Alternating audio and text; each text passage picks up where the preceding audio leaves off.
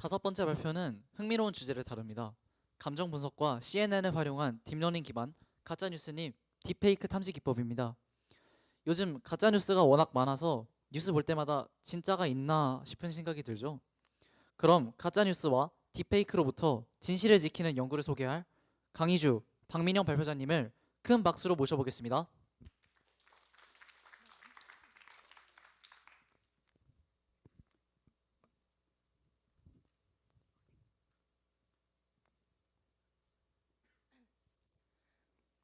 네, 해당 주제에 대해 연구를 한 강희주, 박민영입니다.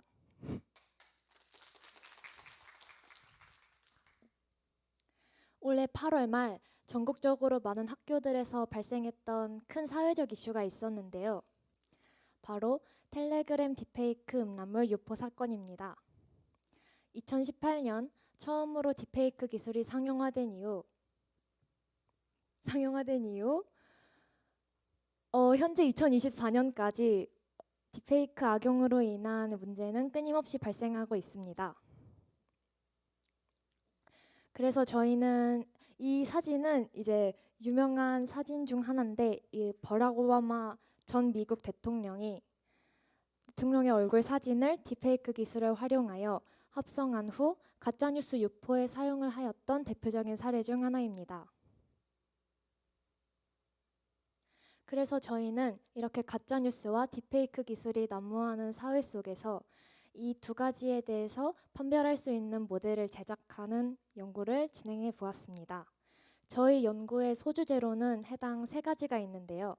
우선 가짜뉴스 판별 모델의 경우 감성 분석의 도입에 따른 성능과 데이터셋의 양에 따른 성능의 차이를 비교해 보았습니다. 또한 딥페이크 판별 모델의 경우 데이터셋의 품질에 따른 성능의 차이도 비교해 보았습니다. 우선 딥페이크란 딥러닝과 페이크의 합성어로 사람의 얼굴을 교묘하게 합성해 원래의 사진과 구분하지 못하는 사진 및 영상을 만드는 기술을 뜻합니다. 저희는 이 모델을 만드는 과정에서 CNN과 감성 분석 기술을 주로 활용하였는데요. 우선 CNN, 즉 합성급 신경망은 이미지 처리 및 인식 기술에 사용되는 인공신경망 구조입니다. 이제 합성곱층, 풀링층, 완전 연결층으로 구성되어 있습니다. 다음은 감성 분석에 대해 소개드리겠습니다. 감성 분석은 텍스트 데이터에서 사람들의 의견, 감정, 태도 등을 분석하는 기술로 데이터 마이닝 기술 중 한 영역입니다. 데이터를 수집하고 토큰화 등 전처리를 수행하는 과정을 거친 후 자연어 처리 기술을 통하여 감성 분류를 수행합니다. 이제부터 저희 연구 과정에 대해 소개드릴 텐데요. 첫 번째 모델인 가짜뉴스 모델에 대해 소개드리겠습니다. 가짜뉴스 데이터를 전처리할 때 저희는 긴 데이터를 효율적으로 사용하기 위해 토큰화를 진행하였습니다. 그리고 감성 분석에 사용하는 데이터를 사용할 때에는 센티먼트 열을 추가하여 긍정, 부정, 중립의 세 가지 감정으로 나누었습니다.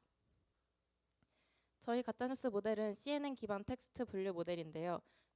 모델은 보이는 것처럼 임베딩 레이어, 합성급 레이어, 풀링 레이어 두 개의 완전 연결 레이어로 구성되어 있습니다. 임베딩 차원은 128차원으로 설정하였고 5 곱하기 1 합성급 레이어와 어댑티드 맥스풀 1D를 사용하였습니다.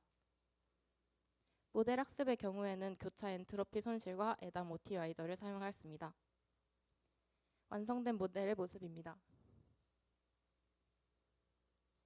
가짜뉴스 모델과 감성 분석이 도입된 가짜뉴스 모델의 가장 큰 차이점은 감성 분석 모델에서는 카운터 모듈을 사용하여 감성 사전을 구축하였다는 점입니다.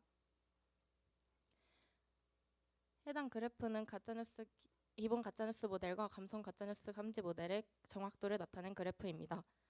기본 가짜뉴스 모델이 감성 분석 모델보다 아주 약간 더 높은 정확도를 보이는 것으로 보아 감성 분석과 가짜뉴스는 아무런 연관이 없다는 것을 알게 되었습니다.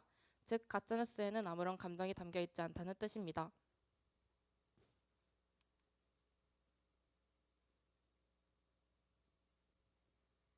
네, 다음은 딥페이크 탐지 모델입니다.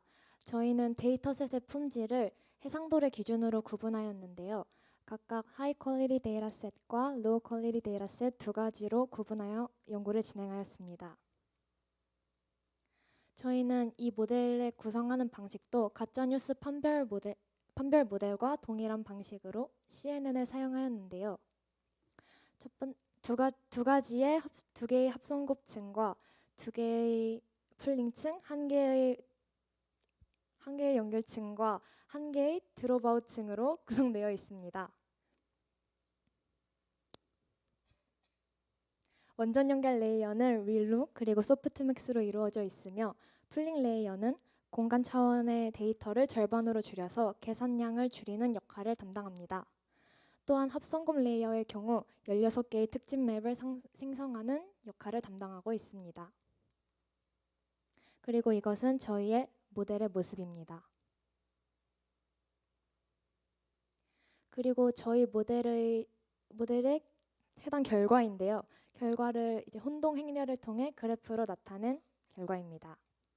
이제 하이 퀄리티 데이터셋을 사용한 모델의 경우 82%의 정확도를 보이고 로우 퀄리티 데이터셋을 사용한 모델의 경우는 62%로 하이 퀄리티 데이터셋의 모델보다 더 낮은 정확도를 보이는 것을 확인할 수 있었습니다.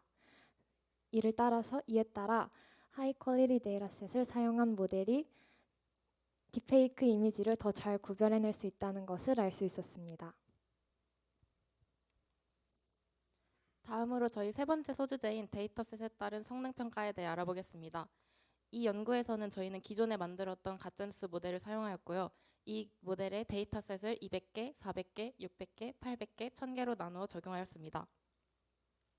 해당 모이는 왼쪽 상단부터 200개, 400개, 600개, 800개, 1000개의 그래프를 데이터셋을 적용한 결과이고요. 데이터셋이 많아질수록 점차 정확도도 점차 미미하지만 계속해서 증가하는 것을 볼 수 있었습니다. 여기까지가 저희가 연구한 결과인데요. 이를 통해 저희는 이러한 세 가지 결론을 얻게 되었습니다. 첫째, 가짜뉴스를 탐지할 때 감성 분석은 아무런 연관이 없다. 둘째, 데이터 품질이 좋을수록 탐지 모델 성능이 높아진다. 셋째, 데이터셋의 양이 늘어날수록 탐지 모델의 성능이 좋아진다. 저희는 연구를 정리하면서 얻게 된 궁금증을 바탕으로 해당 세 가지 재현을 얻게 되었습니다. 첫째, 딥페이크 탐지 모델을 만들 때 리얼 데이터가 많아진다면 결과가 달라지는가? 둘째, 품질 분석에서 기준을 다르게 해본다면 어떻게 되는가? 셋째, 어느 정도의 데이터셋을 사용해야 성능을 유지할 수 있는가? 저희는 해당 재현들을 가지고 연구를 보완하기 위해 후속 연구를 진행할 예정입니다. 지금까지 강의주 박민영이었습니다. 감사합니다.